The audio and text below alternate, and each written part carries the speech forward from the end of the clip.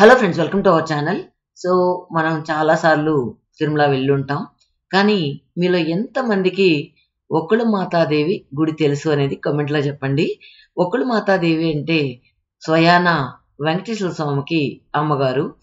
So నేను చాలా సార్లు ఆ దారిని వెళ్తూ ఒకసారి చూశాను కూడా, కానీ అప్పుడు ఫుల్ రెనోవేషన్లో ఉంది. సో ఈరోజు మీకు ఆ గుడి నేను చూపించబోతున్నాను. దాన్ని చూపించే ముందు క్లుప్తంగా ఆ కథ ఏంటో తెలుసుకుందాం. ఇది యాక్చువల్గా పేరూరు అనే విలేజ్లో ఉంది. నార్మల్గా మనం బెంగళూరు నుంచి తిరుపతికి వెళ్ళేటప్పుడు లేదా తిరుపతి కొండకెళ్ళే ముందు ఆ హైవేలోనే వస్తుందన్నమాట.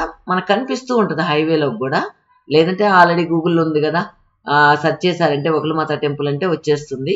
సో ఈసారి ఎవరైనా తిరుమలకి వెళ్ళినప్పుడు ఒకవేళ చూడుకుంటే కనుక తప్పకుండా ఆ గుడిని దర్శనం చేయండి. చాలా బాగా ప్రశాంతంగా ఉంటుంది.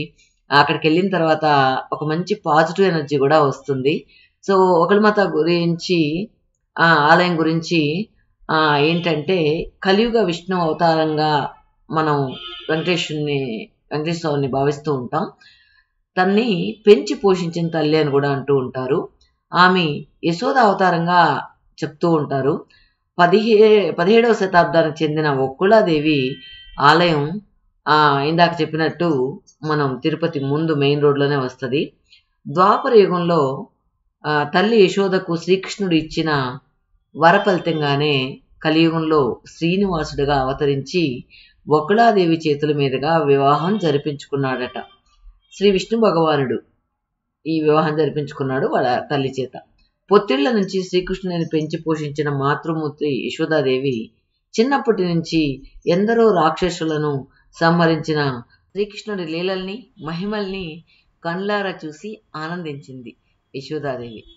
అయినా యశోదకు తనివి తీరలేదు. శ్రీకృష్ణుడు సాక్షాత్తు భగవంతుడే అని తెలియని యశోద రాక్షసుల వల్ల శ్రీకృష్ణుడికి ఎక్కడ కీడు కలుగుతుందో అని మనసు తల్లడిల్లేదని పురాణాలు చెప్తూ ఉన్నాయి. ఇక చిన్నారి కన్నయ్యను ఏ ఆపద కలుగుతుందో అని నిరంతరం బాధపడుతూ అష్ట కష్టాలు పడి పెంచి పెద్ద చేసింది యశోద. అయితే కంసుని చంపిన తర్వాత శ్రీకృష్ణుడు తల్లిదండ్రులైన దేవకీ దేవుల చెంతకు చేరాడు. తల్లిదండ్రుల దగ్గరే శ్రీకృష్ణుడు వివాహాది కార్యక్రమాలన్నీ కూడా జరిగిపోయాయి. చిన్నప్పటి నుంచి పెంచి పెద్ద చేసిన తాను శ్రీకృష్ణుడి వివాహాన్ని స్వయంగా చేసే సంతోషాన్ని భాగ్యాన్ని నోచుకోలేదు కదా అని చింతిస్తున్న యశోదమాత మనసును తెలుసుకున్న శ్రీకృష్ణ పరమాత్మ, అమ్మా నీవు ఏమాత్రం చింతించవలసిన పని లేదని భరోసా ఇచ్చాడు. మాతృమూర్తివి బాధపడితే ఈ శ్రీకృష్ణుడు మనుగడే లేదంటూ యశోదను ఓదార్చాడు. నన్ను పెంచి పోషించి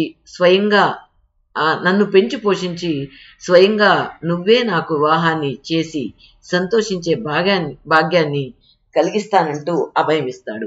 ఇది ఆ ద్వాపర యుగంలో కాదు, తర్వాత వచ్చే కలియుగంలో అని వరం ఇచ్చాడు శ్రీకృష్ణుడు. శ్రీకృష్ణుడు ఇచ్చిన వరంతో కలియుగంలో యశోదాదేవి ఒకళమాతల వెంకటాచల శిఖరాలపై యోగినిగా తపస్సు చేస్తూ ఉండగా శ్రీవారు ప్రత్యక్షమయ్యారు. అలా స్వామివారి ఆలనా పాలన చూసిన ఒకళమాత పద్మావతి దేవిని ఇచ్చి స్వయంగా వివాహం చేసింది. అలా యశోదాదేవి కలియుగంలో ఒక్కళమాతగా మారి తన కోరికను నెరవేర్చుకుంది. కానీ గత కొన్ని సంవత్సరాలకు ముందు ఒక్కళమాత ఆలయంలో గంట కొట్టిన తర్వాతనే శ్రీవారికి నైవేద్యం పెట్టేవారిని కూడా ప్రసిద్ధి. పేరూరు కొండపై ఉన్న ఒక్కళమాత ఆలయంలో పెద్ద గంట కొడితే తిరుమల గిరుడుపై ఆ గంట వినిపించేదట. ఎంతో చారిత్రక కట్టడంగా ప్రసిద్ధిగాంచిన ఒక్కళమాత ఆలయం ఇన్ని రోజులు శిథిలావస్థలో ఉన్న దేవాలయం మళ్ళీ ఇప్పుడు పునరుద్ధరించిన తర్వాత ఇప్పుడు మీరు చూస్తున్న ఆలయం ఇదే.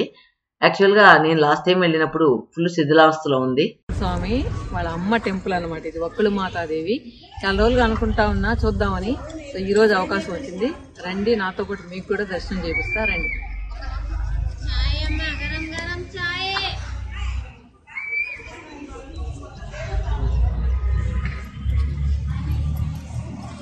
ఏంది ఇప్పుడు అయినా ఎక్కాలా? అదే దగ్గరేలే. పెళ్లి కానీ వస్తే గవన్ పెళ్లి అయిపోతుంది. అయితే నేను బయట ఉంటా. అర్జెంట్ గా మా పూజకి పెళ్లి చేయాలి, ఎందుకంటే నేను పెళ్లిలో ఎగరాలి కాబట్టి. మా పూజకి పెళ్లి అవ్వాలి. అది ఫస్ట్ లో వల్ల ఇది మేము గుడి కట్టేటప్పుడు వచ్చింది, పాత గుడి. అది కాదు కదా, సంగీత డాన్స్ వేయాలని పెళ్లి చేసుకోమన్నాడు. ఒక పెట్టుకో ఒక కోరిక, మా పూజకి పెళ్లి అవ్వాలి. దేవుడి దగ్గరకు వచ్చేటప్పుడు కోరికలు కోరకూడదు.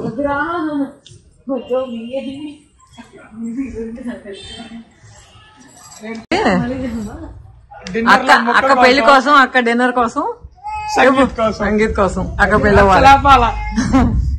కావాలంటే బిర్యానీ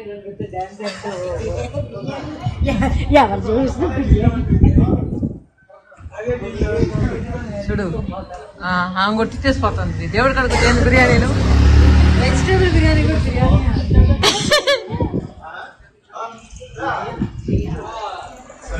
బిర్యానీ కోసం స్పెండ్ చేసుకోమంటాడు.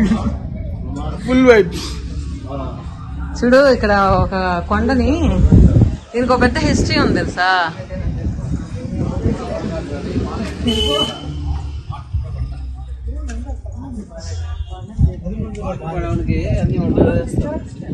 ఎవరైనా తిరుపతికి వచ్చేటప్పుడు వెళ్ళొచ్చు.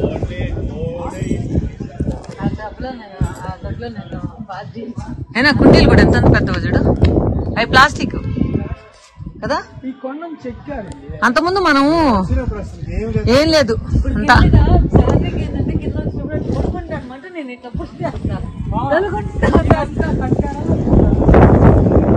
అది రాయిని చెక్కి కొండెక్కినట్టు ఎక్కాల. ఏదే అనుకుంటా.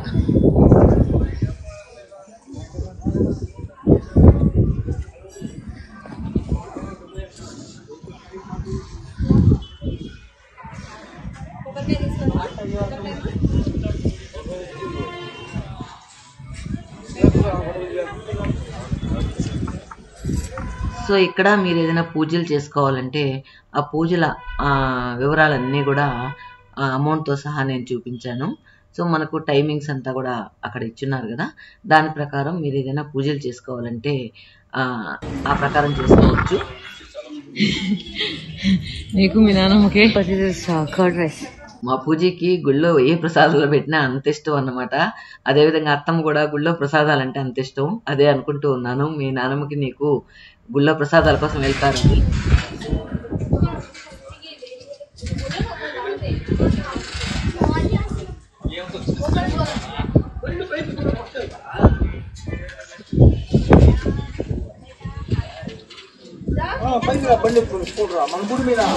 చదివారు కదా, ఈ శాసనం అక్కడ బండల్లో చెక్కబడింది అనమాట. సో అప్పుడు తెలిసింది వీళ్ళు ఇది 17వ శతాబ్దం నుంచి ఉంది అని చెప్పి.